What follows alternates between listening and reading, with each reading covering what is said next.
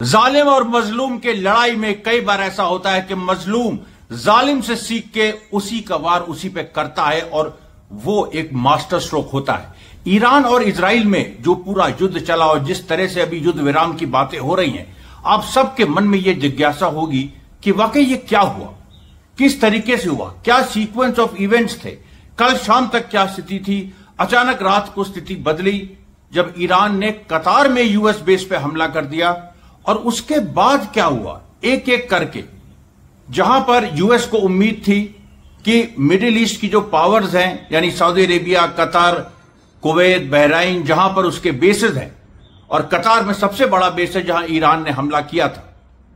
US को उम्मीद थी कि मिडिल ईस्ट के ये सारे देश ईरान का प्रतिवाद करेंगे और शुरू में ऐसा लगा भी, लेकिन उसके बाद क्या हुआ, उसके बाद प्रतिवाद प्रतिक्रिया में बदला और उसके बाद एक तरह की प्रतिहामी होने लगी, यानी जो तमाम मिडिल ईस्ट की ताकतें हैं वो झुकने लगी ईरान के सामने। और उसके बाद सीज फायर का जो सिलसिला चला, ट्रंप ने अनाउंस किया सीज फायर हो गया है, उसके बाद भी लड़ाई चली, फिर हुआ सीज फायर नहीं हुआ है, उसके बाद फिर लड़ाई चली, कभी इजराइल ने ईरान को मारा, फिर ईरान ने इजराइल को मारा, अंत में जीत किसकी हुई? ये इन सारे सवालों का जवाब अमरीश मिश्रा स्पीक्स का ये वीडियो आपको देगा। आप इसको अंत तक देखिए। इसमें जो पॉइंट्स हम उठा रहे हैं बहुत ही महत्वपूर्ण हैं। ये व्यवहारिक पॉइंट्स भी हैं और सैद्धांतिक पॉइंट्स भी हैं, क्योंकि इससे बहुत कुछ सीखने को मिला है।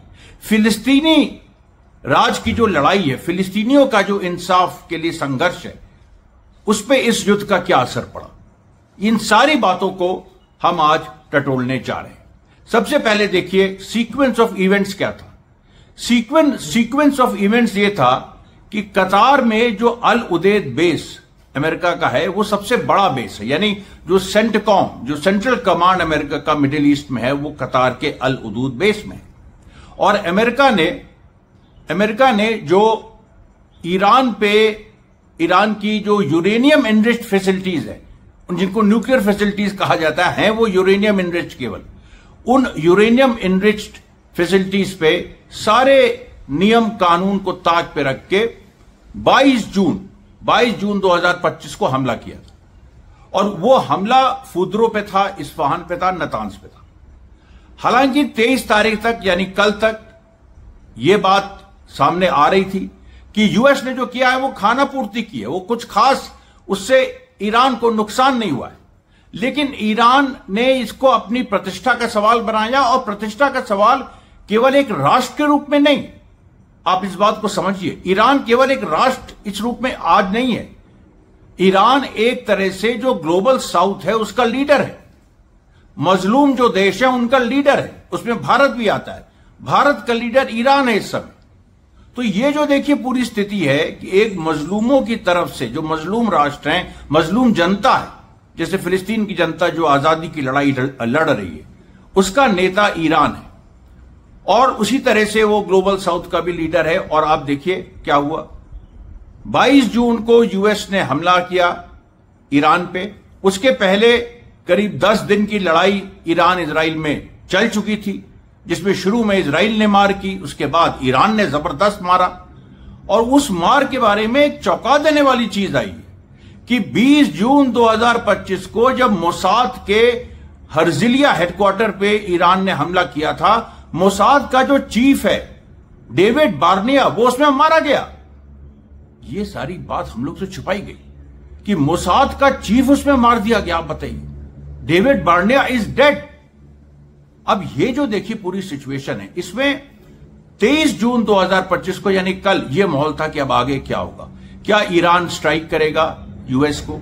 क्या यूएस बेसिस पे स्ट्राइक करेगा? क्योंकि ईरान ने कहा था अगर हम पे अमेरिका ने सीधे हमला किया तो हम भी ना केवल अमेरिका पे हमला करेंगे, बल्कि जो अमेरिकन इंटरेस्ट है, जो अमेरिकन कमर्शियल इंटरेस्ट है या अमेरिकन मिलिट्री जो बेसिस है, खासतौर पे अमेरिकन मिलिट्री बेसिस, हम उन पे अटैक करेंगे। और वही हुआ कल एकदम शाम को, बल्कि रात हो चुकी थी, 10 से 12 के बीच में जो भारत का समय है, क्योंकि मैं उस समय दीपक शर्मा लाइव में तुरंत आया, तो हम लोग शायद उस समय 11:30 12 बज रहे थे, 12 बज चुके थे शायद। 24 जून 2025 आज की तारीख हो चुकी थी। उस समय देखिए जो अलहदूद बेस पे हमला किया ईरान ने, टेक्निकली वो 23 जून हुआ, लेकिन हम लोग ने जब शुरू किया लाइव, वो मैं बता रहा हूं कि 24 की एकदम तड़के सुबह।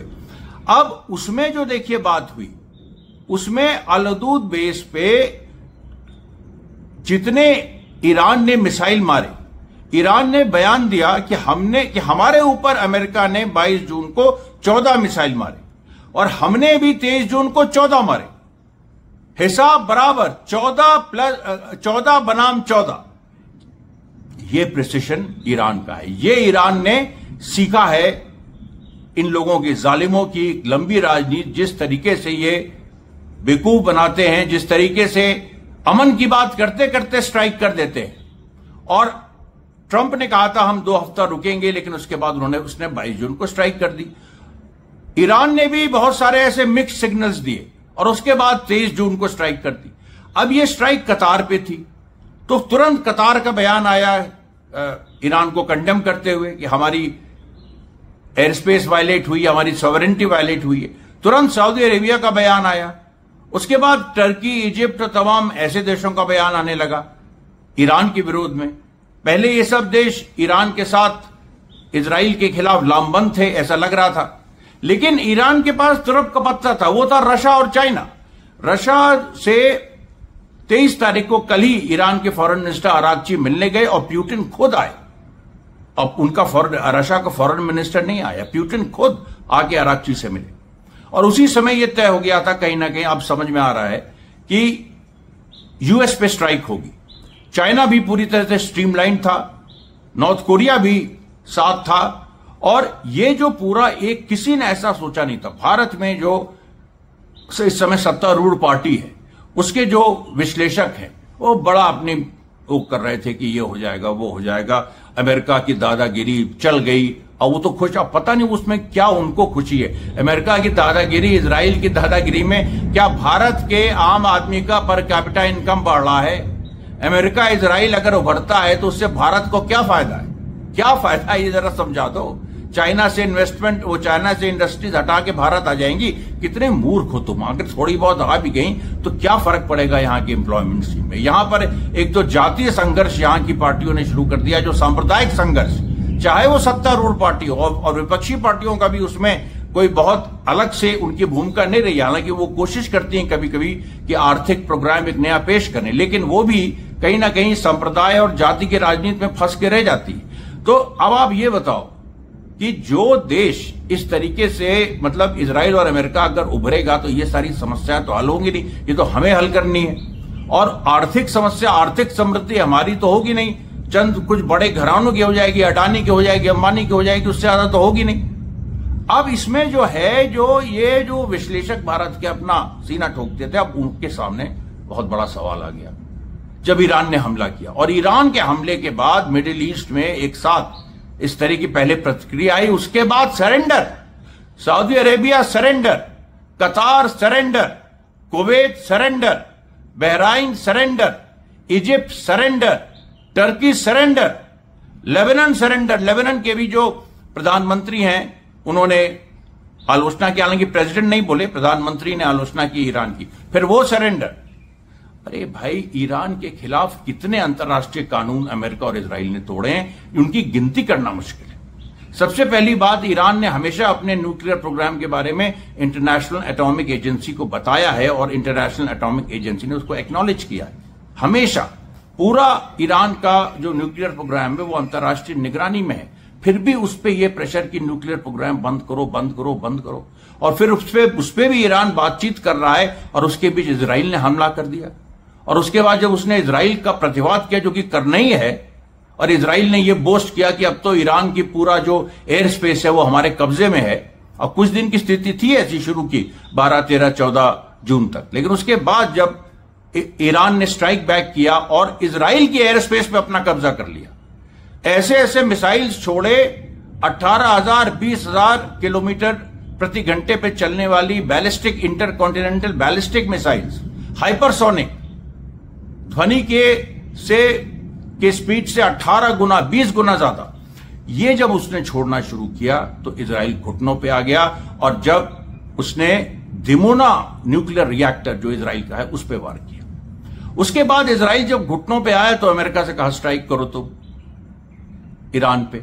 अमेरिका ने स्ट्राइक किया। उसके बदले किसी ने नहीं उम्मीद की थी कि ईरान स्ट्राइक कर देगा और इतनी प्रिसाइज स्ट्राइक करेगा कि 14 के बदले 14, और उसमें जो कतार का बेस है उसको ज्यादा नुकसान हुआ, और जो ईरान पे अमेरिका ने हमला किया था उसमें ईरान का कम नुकसान हुआ क्योंकि ईरान ने सारी चीजें वहां से हटा ली थी। अब देखिए लेकिन मजेदार बात, ईरान ने जब अमेरिका पे हमला किया कल रात को, उसके तुरंत बाद पहला स्टेटमेंट ट्रंप का क्या था? ट्रंप ने कहा I thank Iran for informing us, कि ईरान ने हमको पहले से बता दिया था हम स्ट्राइक करने जा रहे हैं, हम उसको धन्यवाद देते। इसका मतलब यह है कि कहीं ना कहीं रशिया से लेके सारे उससे ईरान ने यह कहलवा दिया था कि हम बदला लेंगे। अमेरिका की हिम्मत नहीं थी, अगर कोई और देश होता, कोई और स्थिति होती, अमेरिका कहता कि तुमने ये सोचा कैसे कि हम पे हमला करोगे, हमें दादागिरी, गुंडई, लूटपाट का हमें अधिकार है, हम साम्राज्यवादी ताकत है, ईरान नहीं है, तुम्हें कैसे हिम्मत पड़ी कि हमको धमकी दो कि हमारे बेसिस पे हमला करोगे। ये भाषा यूएस की होनी चाहिए थी, लेकिन नहीं थी। ट्रंप झुक गया। पहली बार ऐसा हुआ है जब साम्राज्यवाद झुका है। ये देखिए, ये जो हुआ है 1917 में रूसी क्रांति होती है, उसके बाद 1942 में एक बार बस जापान ने पर्ल हार्बर में अमेरिका पे अटैक किया था, वरना अमेरिकन बेसिस पे 100 साल में कोई अटैक नहीं हुआ। 100 साल से ज्यादा हो गए, बल्कि 107 साल हो गए, 108 साल हो गए, किसी ने अटैक करने की हिम्मत नहीं की। ये पूरी जो परिस्थिति है उसमें ईरान ने हमला किया। हमला करने के बाद ट्रंप झुका। ट्रंप ने कहा कि ईरान ने हमको वार्न कर दिया, बहुत अच्छी बात है, यहां नुकसान हमारा नहीं हुआ। यही ट्रंप कह रहा था फुदरो गॉन, ईरान गॉन। अब वही ट्रंप झुक गया ईरान के सामने, और उसके साथ साथ सारी मिडिल ईस्ट की कंट्रीज झुक गई। क्यों? क्योंकि शिया सुन्नी इस बार एक है। इस बार जनता मिडिल ईस्ट की, वेस्ट एशिया की और पूरी दुनिया में एक तरह से जनता एक है, मुस्लिम जनता एक है, और उसके साथ जो बाकी जो अवेयर हिंदूज हैं वो भी उनके साथ हैं, जो अवेयर क्रिश्चियंस हैं वो भी उनके साथ है, बल्कि जो कुछ यहूदी भी जो अवेयर हैं वो उनके साथ हैं। जो भी समझदार लोग दुनिया के हैं वो ईरान के साथ हैं, और वही समझदार लोग ही दुनिया चलाते हैं। भारत भी वही लोग चलाते हैं, चाहे प्रधानमंत्री को हमारे गुमान हो कि वो देश चला रहे, वो देश नहीं चला रहे। तो ये देखिए पूरी जो बात है, ये जब बात मैं कहता हूं तो लोगों को अजीब लगता है, लेकिन सच्चाई मैं बताता हूं। देश तो हमारे जैसे लोग चला रहे हैं, उनके हाथ में सत्ता है। अब देखिए, जो हम कभी भी एक पॉइंट के बियॉन्ड इनको इस्लामोफोबिया में नहीं जाने देते, हम इनको ऐसी स्थिति नहीं हम आने देते कि इजराइल की गोद में जाके बैठ जाए, नहीं तो ये बैठ गए होते अभी तक, देश का बेड़ा गर्क कर चुके होते। देश के मतलब भारत के विभाजन का जिम्मेदार सबसे बड़े नरेंद्र मोदी होते, लेकिन हम लोगों ने नहीं होने दिया। तो अब ये देखिए, ये जो पूरा एक नैरेटिव है। अच्छा, अब उसके बाद क्या हुआ? जब ट्रंप ने यह घोषणा कर दी कि हम खुश हैं कि ईरान ने हमको बता दिया, उसके बाद इजराइल ने हमला किया ईरान पे, फिर ईरान ने पलटवार शुरू किए। और पलटवार कैसे? पूरा जो 24 तारीख की सुबह है उसमें करीब 2 घंटे में 12 वेव्स में ईरान ने इजराइल पे हमले की, 12 वेव्स, 200 बैलिस्टिक मिसाइल छोड़ी, और वो कई जगह लगी। और बीर शिबा में यह हालत हो गई कि 8 इजरायली मारे गए, और वो सैनिकों का क्वार्टर था, वो कोई सिविलियन एरिया नहीं था बीर शिबा में जहां पर ईरान की मिसाइल लगी। 8 उसमें आईडीएफ के जो पूर्व सैनिक के लिए या अभी सर्विंग सैनिक, ये क्लियर नहीं है, वो मारे गए, और उसके बाद दर्जनों घायल हो गए, अभी भी मलबे के नीचे दबे हुए हैं। नेतनिया पे स्ट्राइक की, सफद पे स्ट्राइक की, तेल अवीव पे स्ट्राइक की, हाइफा पे स्ट्राइक की ईरान ने बार बार। और इधर बातचीत चल रही थी कि सीज फायर हो गया, क्योंकि ट्रंप ने जब इजराइल ने स्ट्राइक की, देखिए सीक्वेंस समझिए, ट्रंप ने जब ईरान ने अल उदेद बेस पे हमला किया तो ट्रंप ने कहा कि हां यह हमला हुआ है, लेकिन हमको नुकसान नहीं हुआ, ईरान ने पहले से बता दिया था। उसके बाद इजराइल ने ईरान पे हमला किया, और इजराइल ने ईरान पे हमला किया तो ट्रंप ने कहा उसके बाद कि अब सीज फायर होना चाहिए, यानी इजराइल ने मार दिया, अब सीज फायर होना चाहिए। यही इनकी चालाकी है अमेरिका और इजराइल की। लेकिन ईरान ने भी लटकाया। ट्रंप सीज फायर चिल्ला रहा था, नेतन्याहू भी इस तरह का हिंट दे रहा था, ईरान ने भी इस तरह का हिंट देना शुरू किया कि हां सीज फायर हो सकता है, हो सकता है, हो सकता है। वर्ड नहीं यूज किया, लेकिन एक बात कही, हो सकता है, हो सकता है, हो सकता है। और बिल्कुल जब सीज फायर अनाउंस कर दिया ट्रंप ने, उसके बाद इजराइल पे उसने सबसे घातक हमला कर दिया, जो सीधे बीरशीबा पे लगा। यह काम इजराइल करता है। लेबनान से जब संधि हुई 27 नवंबर 2024 को, हिजबुल्लाह से लड़ाई में इजराइल हार गया था, हिजबुल्लाह ने उसको पीछे कर दिया था लेबनान से। संधि हुई, लेकिन संधि के बाद लगातार इजराइल वायलेट करता रहा। आज तक वो लेबनान में, आज भी एक घटना हुई है लेबनान में, उसने बमबारी की है, वायलेशन होते रहे।